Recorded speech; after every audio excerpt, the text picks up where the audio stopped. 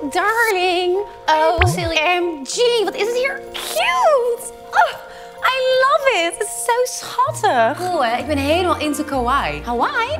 Pizza Hawaii bedoel je? Oh, met die ananasstukjes. Lekker, yummy. Nee, niet pizza Hawaii. Nee. Kawaii betekent cute in het Japans. Wat vind jij eigenlijk cute? Oh, alles. Dieren bijvoorbeeld. Schaapjes, lammetjes, koeien, paarden, geiten. Dat zijn ook zo cute en zo leuk. I love dieren. Daarom ga ik ook werken bij de kinderboerderij. Echt waar? Ga je daar werken? Wat cool. Ik ben persoonlijk gevraagd door de eigenaar. Die is trouwens ook heel cute. Dus ik zei meteen, ja, hallo. Here I am. Wat leuk zeg. En wat ga je daar allemaal doen? Nou, natuurlijk aaien, foto's maken en vloggen met de geit. Daar heb ik zoveel zin in. Ik ga alles op mijn Instagram zetten. De likes komen naar binnen. Woehoe. Nou, ik ben heel benieuwd naar de foto's, Pricill. Oh, darling, ik ga alles online zetten met de hashtag SoCute. Cute. Dag, Pricill. Ik ben zo blij met mijn telefoonhoesje. Kijk dan hoe cute. Selfie. Joehoe, darling. Oh, hey. Pricill. Ik moet je wat vertellen. Wat heb jij nou bij je?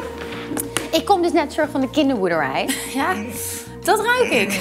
Maar hoe was het daar? Oh, het was een ervaring, darling. Die konijnen zijn cute. Die hondjes waren schattig. Eigenlijk waren alle dieren heel lief. Maar die koeien, darling, heb je wel eens een koeienvlaai gezien? Die grote bruine dingen. Oh, dat stinkt. Oh ja, dat is dan minder cute. Maar wat zit er in die doos? Oh ja, klein detail. Die hele knappe eigenaar van de kinderboerderij, ja, weet je wel, die vroeg aan mij of ik er even op wilde passen. Een klein maatje. En hij is zo cute. Ik kan geen nee zeggen, darling. Dus ik dacht, hier matcht hij zo mooi bij al dat roze en al dat glitter. Dit is gewoon matchy-matchy. Wil jij hem hebben? Oh, darling, dat zou je niet doen. Die zou Hij is niet heel vallen. schattig, Pricill, maar dat gaat hier toch nooit passen. Zeker met bollen, die vliegen elkaar in de haren en die breken samen de tent af.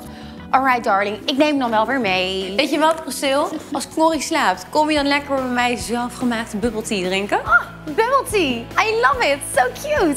Maar, hou op met knoren. Nou, dan zie ik je zo. Zo klein, dan zo'n grote koor. Doeg, Pricill. Tot zo. Bye, darling. Dit was Jill. En vergeet niet, in jouw wereld kan alles.